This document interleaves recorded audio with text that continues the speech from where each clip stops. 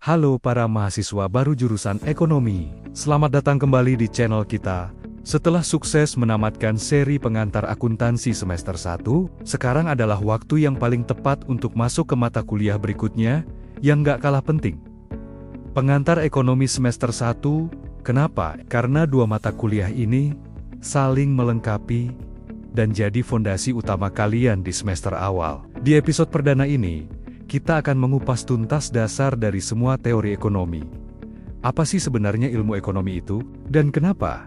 Sadar atau tidak sadar, semua aktivitas kita selalu ada hubungannya dengan ekonomi. Yuk, kita mulai petualangan baru ini. Secara sederhana, ilmu ekonomi adalah studi tentang bagaimana kita, sebagai manusia, menggunakan sumber daya yang jumlahnya terbatas untuk memenuhi kebutuhan kita, yang seolah nggak ada habisnya.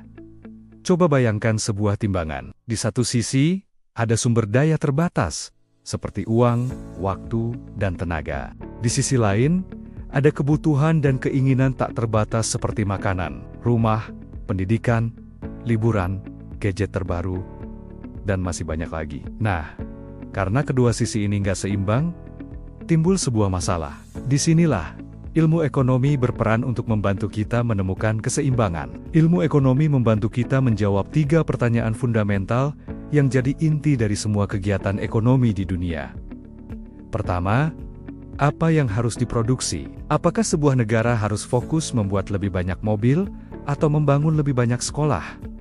Kedua, bagaimana cara memproduksinya? Haruskah kita menggunakan lebih banyak tenaga manusia atau mengandalkan mesin dan teknologi? Dan yang ketiga, untuk siapa barang atau jasa itu diproduksi? Apakah hasilnya akan didistribusikan secara merata untuk semua orang, atau hanya untuk mereka yang mampu membayar? 3 pertanyaan ini dikenal sebagai masalah pokok ekonomi. Dan jawaban atas pertanyaan-pertanyaan inilah yang membentuk sistem ekonomi suatu negara. Masalah pokok tadi muncul karena satu konsep kunci yang harus kalian pahami betul, yaitu kelangkaan atau scarcity.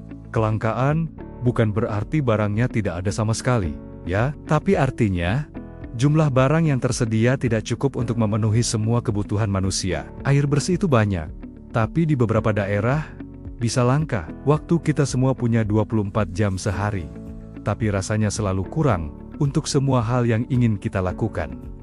Itulah kelangkaan. Contoh yang paling gampang dan relevan buat kalian. Bayangkan kamu punya uang Rp50.000 di kantong, kamu lapar dan ingin makan siang, tapi di sisi lain, kamu juga ingat kalau ada buku referensi ekonomi penting yang harus dibeli. Atau mungkin temanmu mengajak nongkrong di kafe sepulang kuliah. Dengan uang yang terbatas itu, kamu tidak bisa melakukan semuanya. Kamu harus memilih.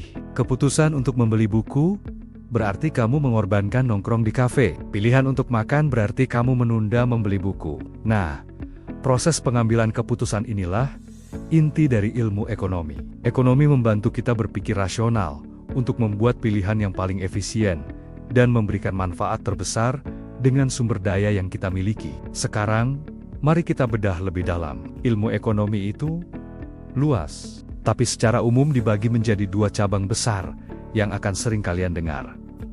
Ekonomi mikro dan ekonomi makro. Pertama, ekonomi mikro.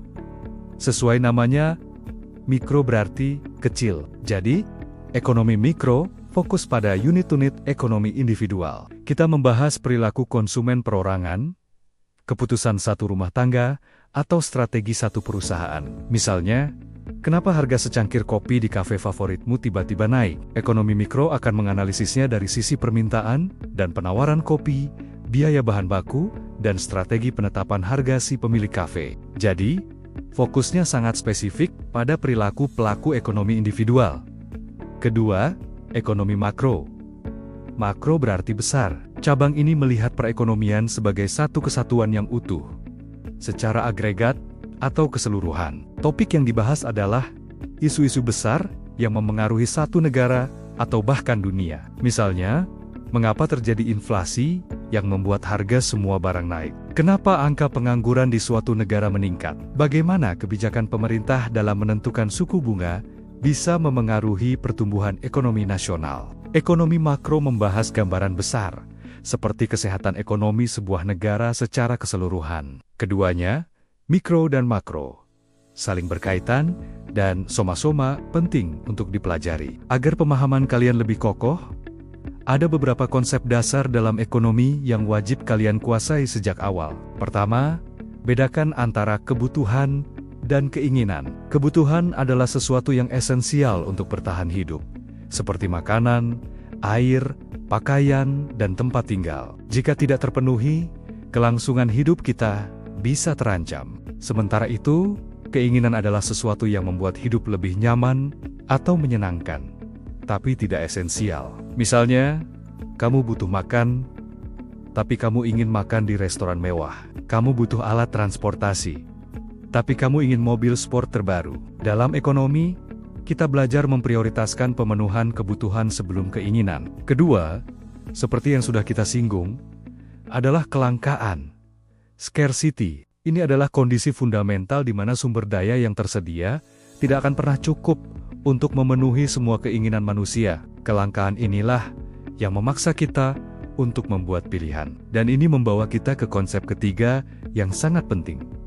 Biaya peluang atau asterisk opportunity cost asterisk. Ini adalah konsep favorit para ekonom. Biaya peluang adalah nilai dari alternatif terbaik yang harus kamu korbankan ketika membuat sebuah pilihan. Ingat, contoh uang Rp50.000 tadi. Jika kamu memilih membeli buku, maka biaya peluangnya adalah kesenangan nongkrong di kafe yang kamu lewatkan. Contoh lain yang lebih besar, ketika kamu memutuskan untuk melanjutkan kuliah selama 4 tahun, kamu mengorbankan potensi pendapatan yang bisa kamu dapatkan jika kamu langsung bekerja setelah lulus SMA.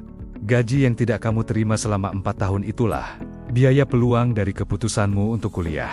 Memahami biaya peluang membantu kita membuat keputusan yang lebih cerdas dengan mempertimbangkan apa yang kita korbankan. Lalu, mungkin kalian bertanya, memangnya apa untungnya saya belajar semua ini?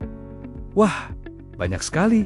Mempelajari ilmu ekonomi bukan cuma untuk dapat nilai bagus di ujian. Pertama, ini melatihmu untuk mengambil keputusan yang lebih rasional dan tidak impulsif dalam kehidupan sehari-hari. Mulai dari mengelola uang saku hingga merencanakan investasi masa depan. Kedua, kamu akan jadi lebih pandai dalam mengelola sumber daya yang kamu miliki, baik itu waktu, uang, maupun tenagamu, agar lebih efisien. Ketiga, kamu akan lebih mudah memahami berita dan kebijakan pemerintah. Kenapa pemerintah menaikkan pajak? Kenapa ada subsidi BBM? Ilmu ekonomi memberimu kerangka untuk menganalisis itu semua. Dan terakhir, kamu jadi paham bagaimana pasar bekerja, bagaimana harga terbentuk, dan bagaimana persaingan terjadi. Ini sangat berguna, tidak peduli apapun profesimu nanti. Percayalah, ekonomi bukanlah sekadar teori abstrak di buku teks. Ekonomi adalah bagian tak terpisahkan dari denyut nadi kehidupan kita setiap hari. Saat kamu memutuskan untuk menabung sebagian uang jajanmu, itu adalah keputusan ekonomi. Saat kamu membandingkan harga 2 merek smartphone sebelum membeli, itu adalah perilaku ekonomi. Saat orang tuamu bekerja, saat kamu memilih jurusan kuliah ini, bahkan saat kamu memutuskan untuk menghabiskan kuota internetmu untuk menonton video edukatif ini daripada video hiburan lain. Itu semua adalah pilihan-pilihan ekonomi. Karena pada dasarnya, hidup adalah serangkaian pilihan, dan ekonomi adalah ilmu tentang bagaimana membuat pilihan terbaik. Nah, itu dia pengantar dasar kita mengenai apa itu ilmu ekonomi.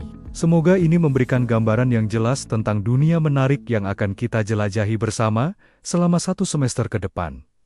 Ini baru permulaan. Di episode kedua nanti, kita akan menggali lebih dalam topik yang sangat berkaitan.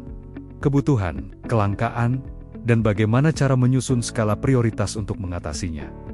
Ini adalah skill praktis yang bisa langsung kalian terapkan. Jadi, pastikan kalian tidak ketinggalan kelanjutan seri kuliah pengantar ekonomi semester 1 ini ya. Jangan lupa klik tombol like jika video ini bermanfaat, berikan komentar jika ada pertanyaan, dan yang terpenting, klik subscribe serta aktifkan lonceng notifikasinya. Dengan begitu, kalian akan jadi yang pertama tahu saat episode baru tayang. Terima kasih sudah menyimak sampai akhir. Tetap semangat belajar, dan sampai jumpa di episode berikutnya.